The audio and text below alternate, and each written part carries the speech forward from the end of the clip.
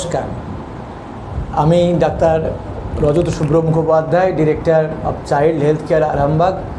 আমরা যে অ্যাকাডেমিক প্রোগ্রামগুলো করছি এখন কন্টিনিউয়াস, আজকে একটা তার পার্ট যেটা খুব ইন্টারেস্টিং হতে চলেছে। আমরা আজকে আলোচনা করব খুব কমন কতগুলো প্রবলেম আপনাদের পাশাপাশি ছেলে মেয়েদের, আপনাদের বাড়িতেও থাকতে পারে। দেখবেন যেটাকে আমাদের ভাষায় আমরা বলি পাইকা, টিক্স, হ্যাবিট ফরমেশন ইত্যাদি। এইগুলো যদি উদাহরণ দিয়ে বলি বুঝতে পারবেন যে অনেক ছোট ছেলে আছে যারা আঙুল চষে, বুড়ো আঙুল চষে কি অন্য আঙুলগুলো চষে মুখে আঙুল দিয়ে আঙুল ঢুকিয়ে রেখেছে। থাম সাকিং বলি আমরা ছোটো বাচ্চাদেরকে। আবার দেখবেন যে কিছু আছে তারা দাঁত দিয়ে নখগুলোকে কাটছে, তাদের দাঁতের নখ নেই। কিছু বাচ্চা আছে তারা মাটি খায়, কিছু বাচ্চা আছে মাটি মানে দেওয়াল চাটছে, মাটি চাটছে এরকম। কিছু বাচ্চা আছে পেন্সিল খায়, মাটি খাওয়ার সঙ্গে সঙ্গে, যারা তখন পেন্সিল ছিল পেন্সিল অনেকে খায়। আর কিছু বাচ্চা আবার পাবেন যারা চুল টানে, চুলগুলো টেনে টেনে ছিঁড়ে দেয়। আমি আজকে ছোট ছোট করে এগুলো নিয়ে আলোচনা করব এখন কয়েকটা। হয়তো একটা ভিডিওতে হয়ে উঠবে না, পরপর 2-3টে ভিডিও হতে পারে, তো মন দিয়ে শুনুন, জিনিসগুলো কাজে লাগবে। প্রথম হচ্ছে থাম সাকিং। থাম সাকিংটা হলো আমাদের ভাষায় আমরা বলি ফিলিং অফ ইনসিকিউরিটি।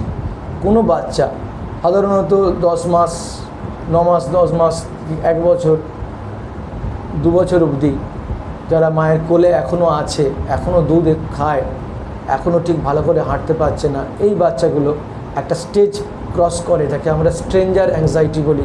অপরিচিত লোককে দেখলে তারা ভয় পায়।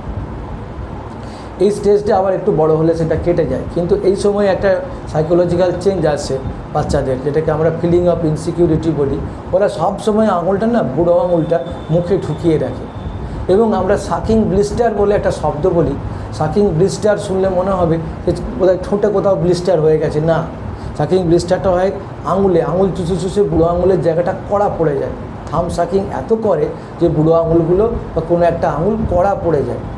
তো দিস ইজ সাকিং ব্লিস্টার। এর ট্রিটমেন্ট খুব সহজে হয়। মা বাবারা খুব পরিশান হয়ে যায়, খুব চিন্তা করে যে কার কাছে গিয়ে করব, হোমিওপ্যাথি ইত্যাদি নানা রকম সেকশন তারা ট্রাই করে।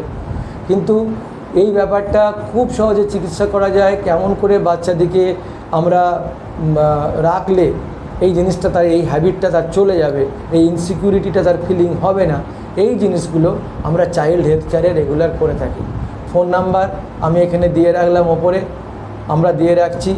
এখানে আপনারা হোয়াটসঅ্যাপে যোগাযোগও করতে পারবেন যদি কোনো কোশ্চেন থাকে আপনাদের ছেলেদের সম্পর্কে।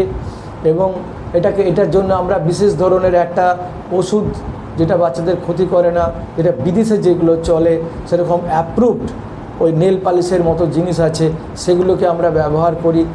এবং অ্যাসিওরেন্স, বাচ্চাদেরকে বকাবকি এগুলো চলবে না, এই ধরনের জিনিস আমরা গাইড করে দিই।